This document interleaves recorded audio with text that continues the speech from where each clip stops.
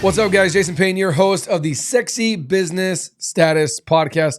I have a great friend and visitor here today, my man Josh Tilley. How you doing? Josh Tilley in the house. I've known the Tilley family for 20 plus years. OG from Gilbert, went to Gilbert High, graduated 05 together. He played basketball, I played baseball and football. Do you play anything other than basketball? Freshman year, I played football.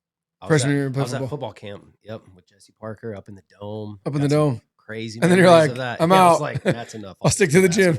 Yeah. There you go. So I brought Josh in here because he's a super good dude, and he's making an impact. He has a movement going on that I want to be a part of, and it's very much in alignment with what I do with the youth. With it's the word called culture, right?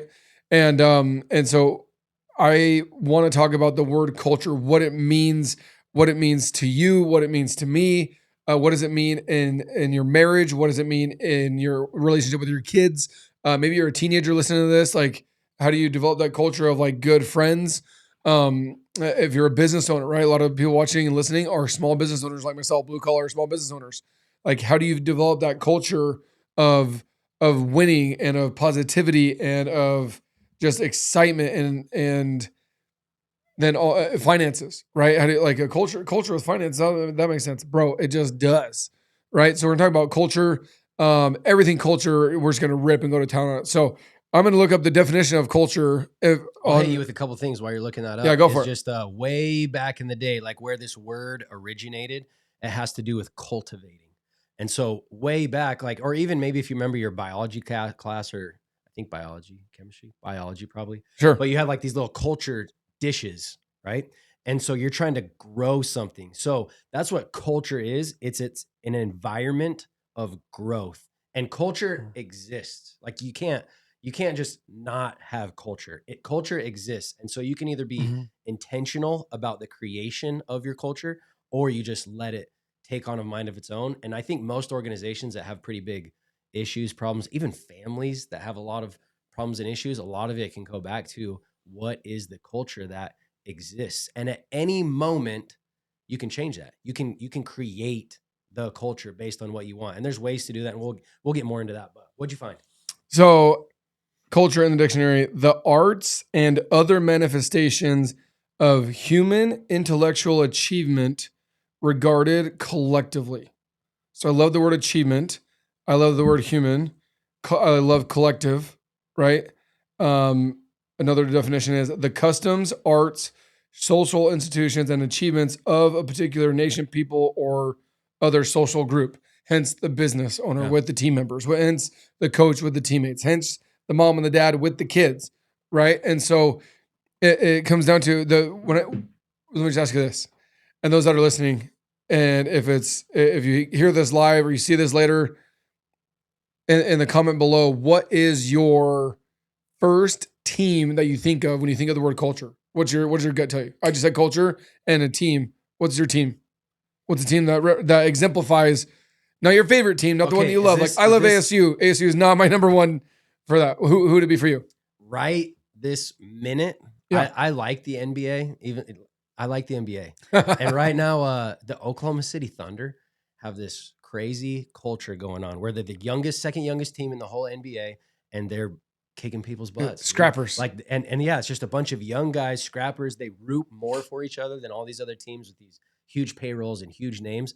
They're just all in it together. Even if you watch their post-game interviews, like they're joking with each other, they're jumping in on each other's stuff, like, and they'll even joke with each other about how the other teams think that they're young and dumb, and then just go and smoke them. Yeah. So I think right now, like professional level, that's a team that I really like watching, just to see what are the little things. Like, even if you go back a little while ago, like I said, I loved it. I liked the NBA. I don't know why I feel embarrassed about liking the NBA, but I like it. I just like it being entertained by and watching. Because they're floppers and showboaters now. I know. That's the thing that I'm like, I actually saw LeBron in person, like pretty great seats one time. I'm like, man, I wish he would just stop complaining so much. I could like him. But anyway, I remember when the Suns had their big run with Steve Nash and Amari Stoudemire, one of the metrics that they tracked was how many taps, like how many, like hand to hand. Like, I've heard that story. Congratulations taps. And they started like noticing, and Steve Nash was a big like reason or big proponent of that.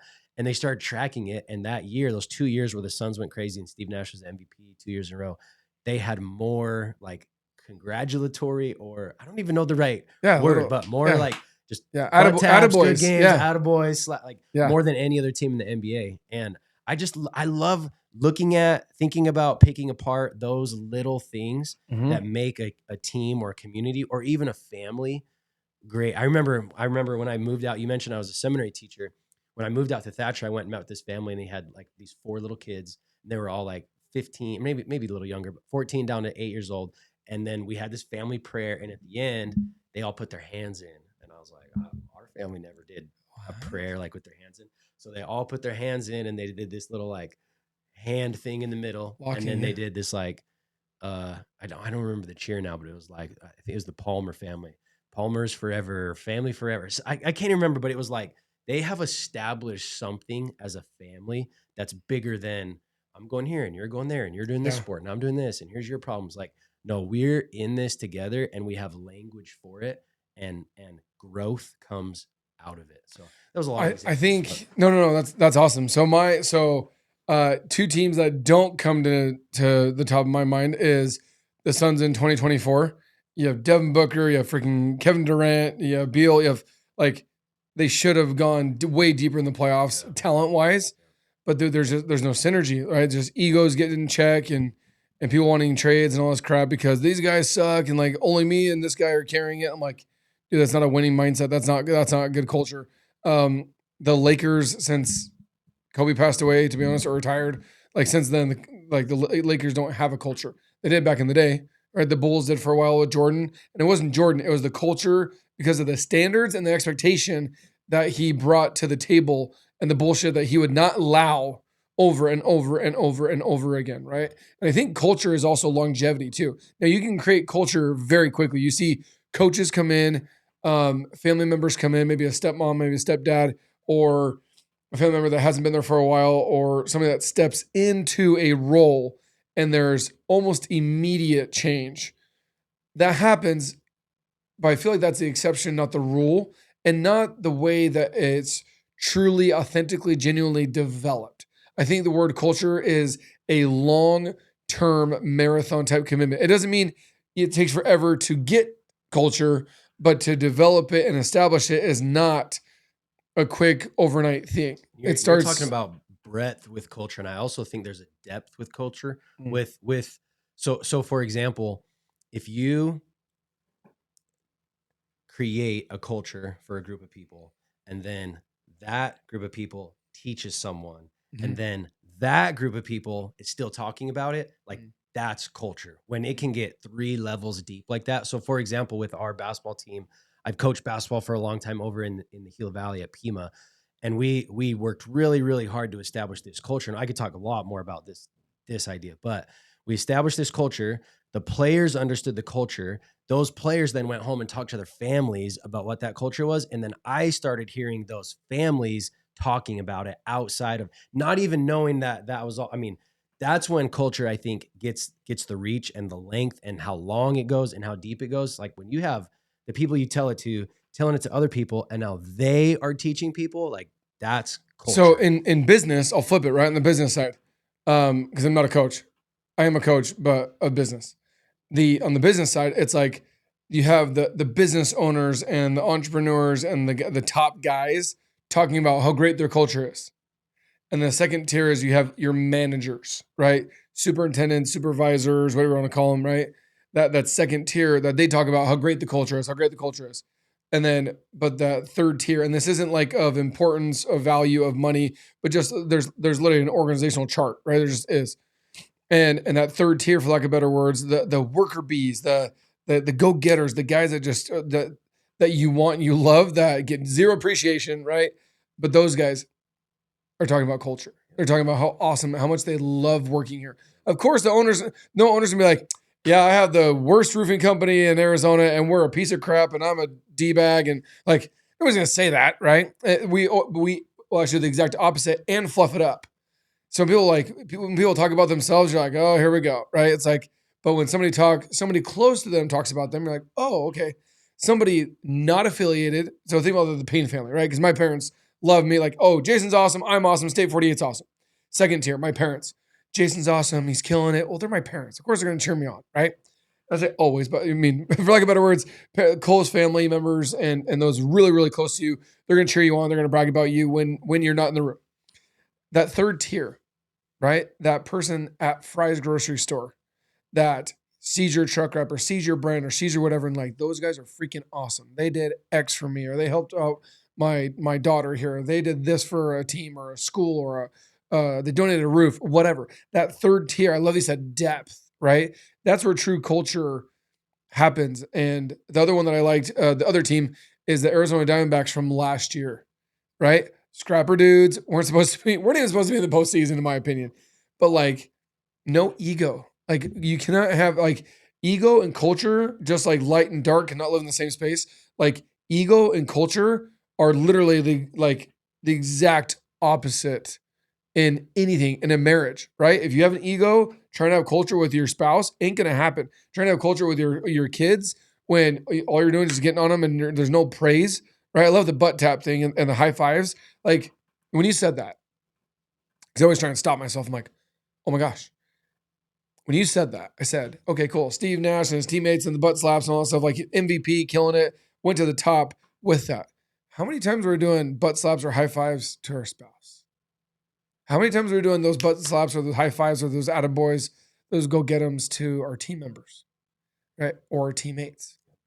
And a lot of us, as I was sitting back and reflecting, once you said that, I didn't hear the last 60 seconds after that. My brain went to, what does that look like for, by the way, another thing too, because in my coaching program for Scale, we teach personal, professional, and financial goals. Do you ever give yourself a butt tap? Yeah. Do you ever give yourself a high five? Like, dude, that was freaking awesome. Yeah. I went to the gym. Awesome. Right. Read my scriptures. I went to the temple. I served somebody. I sent I love you to your wife in the middle of the day. Like, are you giving yourself that recognition, not in a boastful way, but like in an appreciation and a recognition type of way, right? That's absolutely huge. I love the word culture, and I strive so hard to have a winning working environment, both at home. I didn't have it personally though for a while. I didn't believe in myself, and it's really hard to believe in yourself and have culture. Yeah, yep. Right. I'll tell you two little stories. Is with the Arizona Diamondbacks. I have a really good. Was friend. it 2 years ago or last year? Just last year. It was last year. Yeah, I have a close friend who's been helping me kind of like discover my journey and how to do this, and he's been awesome to kind of push me along the way. But he works with the Arizona Diamondbacks in their culture and development, and he was gifted a little coin, and this coin is in all of their organization. And I might mess up these details a little. I think the number is 108 or 109 or something. But it's this really cool coin. All the players have them. All the organization have, all the way up to the top. They have this coin, 109s. And if you take the word uncommon, and then you take each letter with its numerical value in the alphabet, so like A is 1, B is 2, and you add up the word uncommon, it's 109. So everyone in that, I just got chills, but Nice. in that organization, they know like, hey, we're uncommon in the way that we show up every day. We're uncommon in the way that we do batting practice. We're uncommon in the way that we work with the community. We are uncommon people that experience uncommon outcomes, like going from the last place in the wild card to going to the World Series. Like, that's uncommon. So I when I heard that story, and that's another thing with culture. Like, I want to see the organizations that are killing it. And I'll bet if you start to uncover what's going on, like, there's some very clear identity and purpose that's going on behind the scenes. And anyway, that was just something I heard recently. I was like, man, I love those little symbols like and ideas. Tom Brady and the New England Patriots. Like, there was culture there. There was, right? And like, I don't think, like I said, Tom Brady was like 190 whatever, in the 6th round draft. Like at the very, very, like almost at the very end, where he almost had to become like a free agent just to like a walk on, right? But him and Bill Belichick, that I recall, before Bill Belichick was there with Tom, he wasn't like this superstar coach. Oh my gosh, do you know Bill Belichick? Like, that didn't happen until him and Brady came together. And then let's talk about how to recognize bad mojo, bad energy, bad vibes, bad culture, and to not the word that comes to me, toxicity. How do you not let, because you have a great culture, one bad X, one bad book, one bad movie, one bad song, one bad person, one bad game, one bad experience can bring that toxicity into your culture and destroy it 10,000 times faster than to build it. Yeah.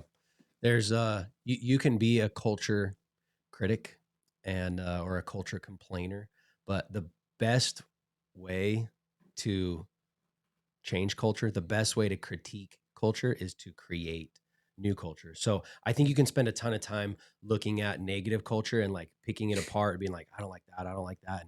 And it's true, and you can attack it that way. But I found that the best way to like negate that stuff is to go and create. Like we're designed to be creators. Very first book in the Bible, the creation. First verse in the Bible, creation. Like go be a creator and instead of a critic about culture. So when you recognize it, create something. When you see it, when you want to complain about it, instead of complaining, create something. So when it's already established and going, that's what I think is just start creating rather than trying to attack it.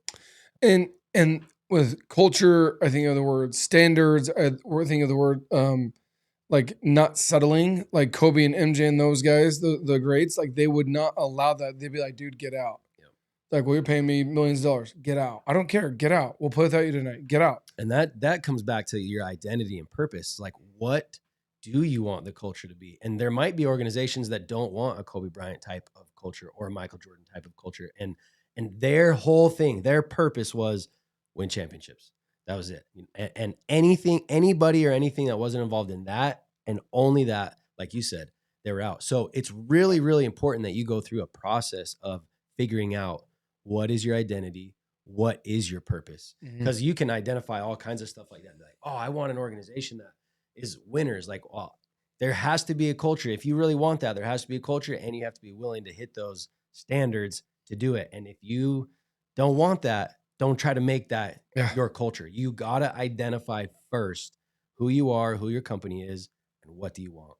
And I feel like with the MJs and the Kobe's and the Tom Brady's of the world, with the word culture is that level, that standard, right? The standard of excellence.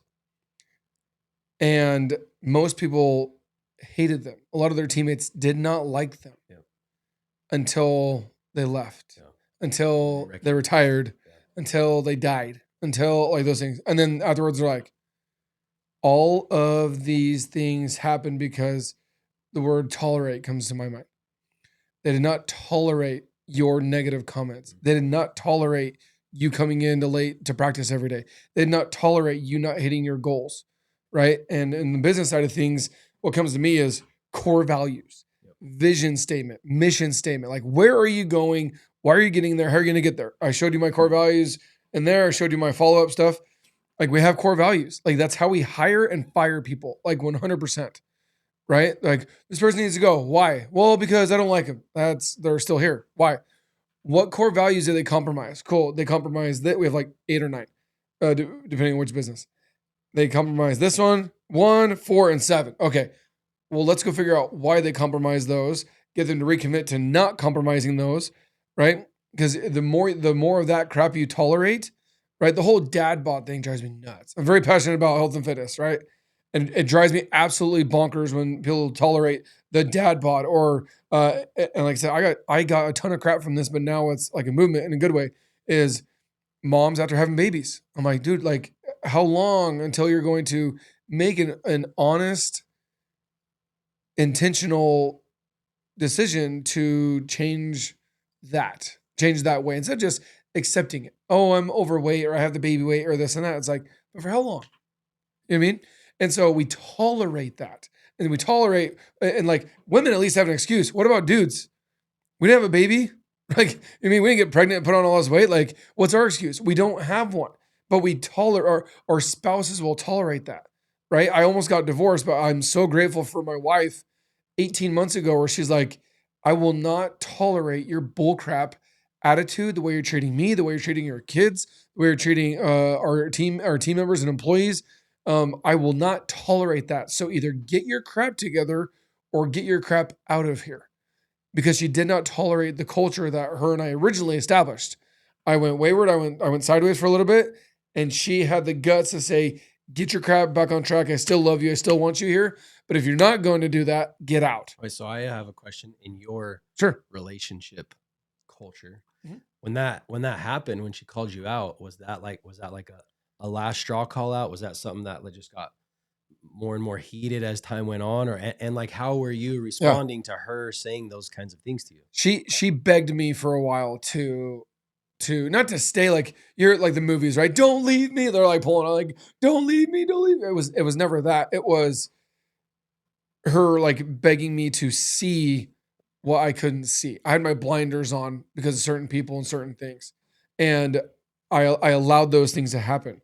And she's over here like red flag, like there's a pothole, don't drive right there, you're gonna go in the pothole. Jason, the pothole is still there. It's like, no, it's fine. It's like I have a big truck. No, the pothole is actually a big hole and you're gonna die. It's like, no, it's fine. I'll take care of it.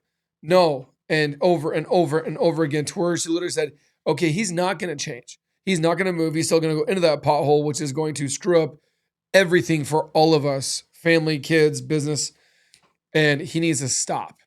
And there came to a point in time, she was in our master closet. I was in the walkway of mirror sliding doors for a closet, and I'm standing in the hall in the walkway where the header is, and I'm standing there. And I remember the conversation, and she's like, either pick this lifestyle and this environment and this kind of bull crap. If you want that, go for it. But our family does not deserve this version of you. But she didn't tolerate it. She did for a while. I mean, pay attention. She did tolerate it for a while. She said, stop, stop, stop, stop, stop. But where's like the ultimatum, right? Some people give an ultimatum from day one, but then it never works. And so like you lose credibility. She never like gave me an ultimatum from day one. It was day whatever. But she finally said, hey, like literally pack your stuff, move out, get out. I don't know what the rest of us looks like. Or you choose us, you get your crap together. And at that moment in my life, I had to make a decision that has changed my life forever, changed my business forever, both my businesses, my family, my kids' relationships, everything. And I said, I pick you guys. And going from there, like it was a very emotionally charged experience. But if you take the emotion out and just look at the facts, no, you need to stop doing this, this, and this. And you need to realign your priorities, right? Let's talk about your relationship with God, your personal development, your relationship with God is number one, then your spouse, then your kids, then everything else. And it never gets jeopardized. Oh, well, for a time, you got to put the business up. No, you don't. Because that's how you get fat. And that's how you stop going to church. And that's how you get divorced. And all of a sudden you end up porn and masturbation and divorce. And also you're taking up the bottle, right? And all these things trigger down because those priorities you compromised, right? Compromising culture. You compromised those priorities when those should never ever change. And business and everybody else is down below, but we'll put people up there sometimes. We'll put stuff up there sometimes. We'll put good stuff, a business, a thriving business. We'll put a vehicle. We'll put a house. We'll put whatever up there, right? And so that's something that has really helped me keep and recommit myself. Okay, am I putting one of these things higher than those four? And if the answer is yes, then I need to you have to check yourself, check your ego, right? And get back to that winning culture in your marriage, in your relationships, right? In your family, finances, right? Like people are doing stupid crap with money all day long, or they're not going all in to generate more money, create more money, and create those experiences that they can, and they settle, they tolerate, settling, they tolerate that weak salary. And I say that, and some people get pissed and mad and butthurt. That's fine. You tolerate it though. You can make more money. You can. You have to change what you're doing and add more value in order to make more money, but you're not. You're tolerating it. You're settling. And I don't believe that God wants us to do that. I don't. I don't think our Savior and Heavenly Father said, hey, go down there, be average, live an average life. Like, does those words ever come out of their mouths? No. Settle, tolerate, mediocrity. Like those words are never in a good way in the scriptures ever used. Right? So how come we think it's okay for us to do that with our family? When you were talking, one thing I was wondering is if Heidi wouldn't have been there to call you out, how long would it have taken you to realize that you weren't being the man you wanted to be? Like, people who are watching, maybe they're in a situation where they're questioning, like, oh, am I okay? Am I good? Where am I? Am I being a dirtbag to my family or to my kid? Like, Yep. how do you change personal because I think I can talk about, like, when I'm good, I can talk about, here's a group, let me help them develop a culture. But what about when it's you, when you're the one who you've developed or you've allowed a crappy culture of yourself to start? How do you, like, how did you make the actual change? Was it just that she said, here's the ultimatum? Because even when she said that, you probably still had some, like, defensiveness or had some justification, or Totally. still had, like, how did you get to where, okay, because of this, I am actually going to change? So I started lying to myself a long time before that. And so I stopped trusting my gut. And so I didn't know right from wrong. Like, of course you did. No, like my brain, like when you tell yourself a lie, it's a truth enough times, eventually you will literally believe it. You will fall on that. Not getting political, getting weird, but like homosexuality and all those different types of things. If you say it enough over and over and over again, you're going to eventually believe it to where it's a truth, even though it's still not a truth. Say it 1,000 times, cheating on your wife is still not okay, right? Or whatever, right? And it's not. But you have to continually. I was lying to myself over and over and over and over again to where she's like, "Hey, you need to stop, or I'm going to leave." And I'm like, "Okay." And so in my head, literally, just like two bubbles. I'm like, "Okay, she's gone, kids, divorced, 50-50 custody, right? Do my own thing. I don't need her." I learned this from my buddy Derek Breinholt. I actually told Jared Hardy that told me, "You are the common denominator in every relationship." Because I was at that point, I'm like defensive. Right? I'm like, "Oh, no, it's not me. It's you, Heidi. You have a victim mentality, and your woe is me. And like you're ungrateful. Like I do all this stuff, and we have all this nice stuff, and that whole thing, right?" And it was never any of that.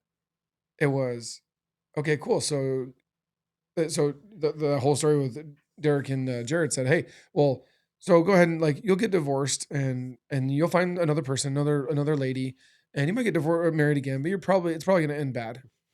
And and he's like, this his therapist is telling him this, and she's like, "Hell, this is not helping." He's like, "No, no, no, it is because it's not your current spouse that's the problem. It's the current version of you that's the problem. Yeah. And until you change that, put in another female there."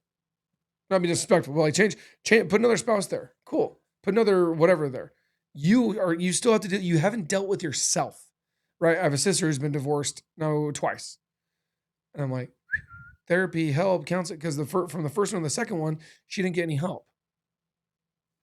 So guess what? It wouldn't make sense. All of a sudden, this beautiful, amazing, flourishing relationship and marriage. Why? You didn't change.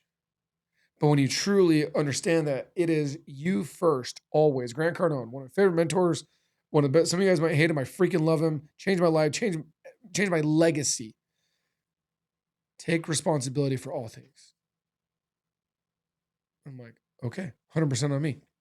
So going back to your question, that's really what has been for me is like when you truly understand what the value is, what you're trying to do, and as you go to build that culture, when you call people out, don't be a hypocrite. I was a mega, mega hypocrite during this time. Mega hypocrite. Stop doing this. Stop doing that. Stop yelling at the kids. I go home, yell at my kids. Hey, stop doing stupid stuff. Doing stupid stuff. Hey, when you're home, be intentional on my phone. Right? When you're home, be with your kids. Put your phone down. Hey, hey, I'm making money here. You guys go away. Like this is more important, and be grateful that I actually had the opportunity to make this phone call to make money. To blah blah blah, bull crap, right? And so, like, practice what you preach. Don't be a hypocrite, and understand that, like, the David Goggins, the man in the mirror. Like, put that mirror up, man. You put that mirror up, and you're like, right? Like, it's a bit. It is the hardest pill to swallow, but it's once you get. I feel like it's a skill, though. It really is. It's a practice skill. When you practice it over and over a time, you will develop a skill to recognize your ego and when it needs to be put in check. I truly, truly believe that is not a gift. That is not, there might be some spirituality in tune with that, but like you turn out the spirit enough, like it won't go away. You'll go so far from it. You can't hear it, feel it, see it, right? It's always there. You just distance yourself from God, from, your marriage, right? It's like you start here, we're married, right? Oh my gosh, love each other so much. And then little by little, like it happens. Or do you commit and get back up here with your kids, with your finances, with your marriages, with your relationships? So there's the principle is the extreme ownership. That's one of my favorite. What Jocko Willink. Oh yeah, such a good book. That idea of extreme ownership, that no matter what's going on, if I'm unhealthy, overweight, if my marriage isn't going very well, if my finances aren't good, like whose fault is it? The answer is always me. It's always me. So how knowing that, then it's so then what do I do? And that's what I keep talking about, the identity, purpose, battle plan. Then I can fall back to that battle plan. Okay, so then what am I going to do? What are my next steps? Yeah. So the 3 T's that I teach fall right into this, right? Mindset, implement, consistent. You have to get the mindset right of like, hey, my marriage is wrong because of me, not because of her. And if I really treated her like a queen or like the gal that I did when I was dating her and not the way I am right now, and there's a massive gap. There just is. There's no way you're treating her right now like you did when you were dating her. No freaking way. You're lying to yourself. Yeah. And that's the problem. You're lying. Stop lying to yourself. And then, okay, cool. And then implement the things that you need to change to go from here back to where you were when you're dating her or with your kids, when you had a great relationship with them and now it's kind of on the rocks, right? Like, so you need to implement those, like the battle plan, take those actions and those steps to get back up there. And then we do that, and some people do it, and then they check off a box once. It's like, no. Then you have to recommit. That's where the consistent part comes in. Is you do that, it's like, I did all these things, but then you stopped. I did 75 hard. I lost 25 pounds. I got my 6-pack back. And then day 76, the Twinkies and the ding dongs and the pizza and the no working out, not once a day, not twice a day, but 0 days for 3, 6, 9 months. And you're like, all of a sudden, wait, what just happened? It's like, that's where the consistency comes back in. So you have to change your mindset and understand that what you're doing is wrong, right? Or what you're doing is right. Keep doing it. Give yourself a pat on the back. I'm killing it here, here, and here. Keep doing those things, but also recognize, don't see your failures as a weakness. See your failures as an opportunity to fill that void. And then from there, implement a game plan in order and take action on that game plan in order to do it. And then do it over and over and over again. Those that are not in the LDS world, the thing is called endure to the end, right? Like, it's my opinion, the hardest commandment to do because it's like, that's forever. It's until you die and even then some, right? And so, because a lot of us we'll do these things and we'll be good for a while, for a season, and then we don't do it for a long time. And that's where the consistency comes in with anything. You want to have culture for 20 years and what they call dynasties. Think of like the Yankees, the Patriots, right? Boston. You see all these different sports people, right? All these athletes, even celebrities, like you might not like The Rock, but The Rock, like what he's been able to do, like very impressive, right? All these actors and actresses, all these Friends, the season Friends, right?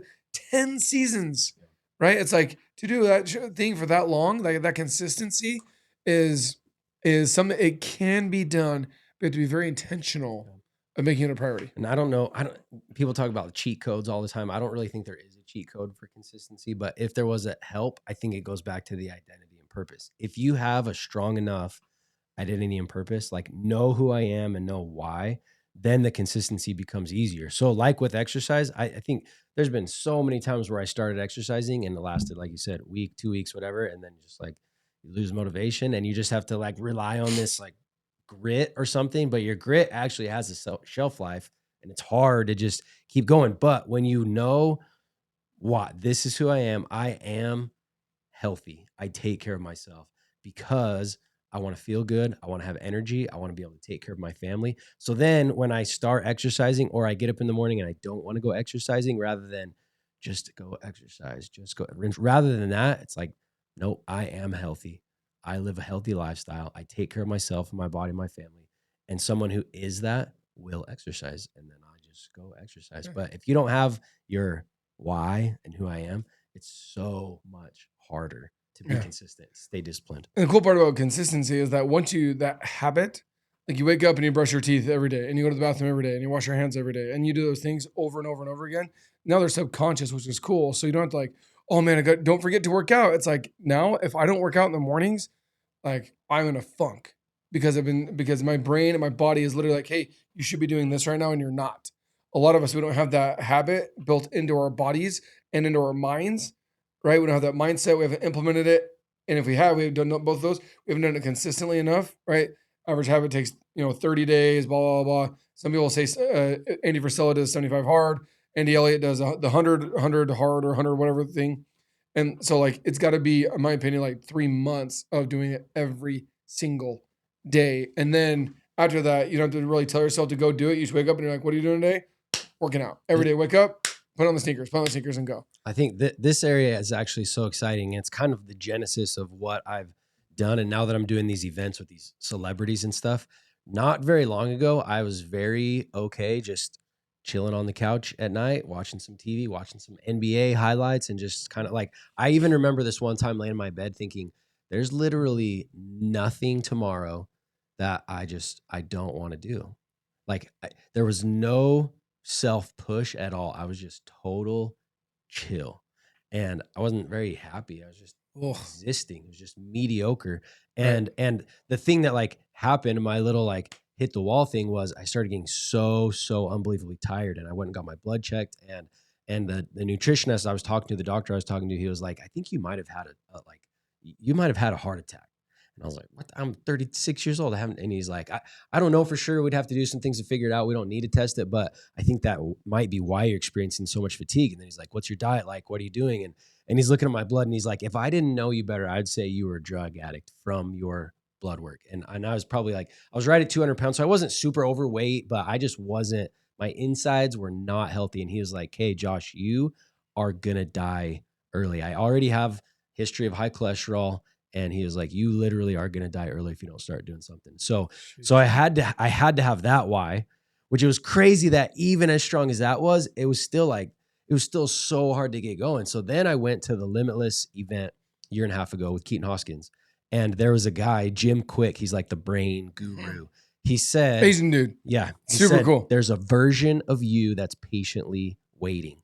And in my journal, I have like when he said that, dude, my heart, I about had another heart attack. Like my heart was gonna no pun intended, jump out of my chest. And I wrote in my journal, I feel like the other, whatever you believe in, like God, the other side of existence, like the universe, there was this calling to me that I knew was true. And so I didn't want to go to this raw event and be all excited and then do nothing. So I went home, and for 2 days I like went dark. Like I went quiet and really got in the honesty of me and where am I at and what's going on, and just be crazy honest. And I found like a lot of things I didn't want to see. And so what I decided to do is I'm going to start exercising. And I found a hill that's 1.8 miles away from my house. And it's not very tall, maybe like 60, 70 foot hill, 1.8 miles there up the hill. And I started like naming this hill the different things that I wanted. And so I'm healthy. And then when I'd run to it, I'm running to health, or I'm running to being a great dad, or I eventually came to name it Possibility Hill.